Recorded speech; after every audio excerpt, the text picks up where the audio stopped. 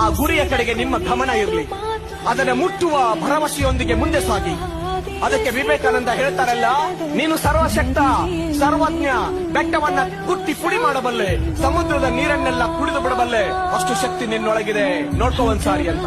Sir, ನಾನು ಹಳ್ಳಿಯಿಂದ ಬಂದಿದ್ದೀನಿ, ಕನ್ನಡ ಮೀಡಿಯಂದಿಂದ ಬಂದೀನಿ, ಬಡವರ ಮನೆಯಿಂದ ಬಂದಿದ್ದೀನಿ, ಹಾಗೆ ಹೀಗೆ 108 ಗುಟ್ಟು ನೆಪಗಳನ್ನ ಹೇಳಿಕೊಂಡು ಸಾಧಿಸಿದ ಸತ್ತರೆ ಸಾವಿಗೆ ಅವಮಾನ ಆಗುತ್ತೆ. ಸಾಧಿಸಿದ ಸಾಯ್ಬೇಡಿ, ಒಂದಿಷ್ಟು ಸಾಧಿಸಿ ಏನನ್ನ ಸಾಧನೆ ಮಾಡಿ ಇಡೀ ಜಗತ್ತಿಗೆ ನಾನಿದ್ದೇನೆ ಅಂತ ಹೇಳಿ you have to show your existence to the whole world. ನಿಮ್ ತಂದೆ ತಾಯಿಗಳು ಹೋಗ್ತಿರ್ಬೇಕಾದ್ರೆ ಈ ಹುಡುಗ ಇದಾನಲ್ಲ, ಇಂಥವ್ರ ಮಗ ಇವನು ಅಂತ ಹೇಳ್ಬೇಕು. ಅವು ಹೇಳುವಾಗ ತಂದೆ ತಾಯಿಗಳಿಗೆ ಪ್ರೌಡ್ ಫೀಲ್ ಆಗುತ್ತೆ. How great my son is, I am proud of you my son ಅಂತ ನಿಮ್ ತಂದೆ ತಾಯಿಗಳು ನಿಮ್ ಬಗ್ಗೆ ಬಂದು ಹೇಳ್ಬೇಕು. ಮಗನೇ, ನಿನ್ನ ಸಾಧನೆಯ ಬಗ್ಗೆ ನನಗೆ ಹೆಮ್ಮೆ ಇದೆ. ನಾನು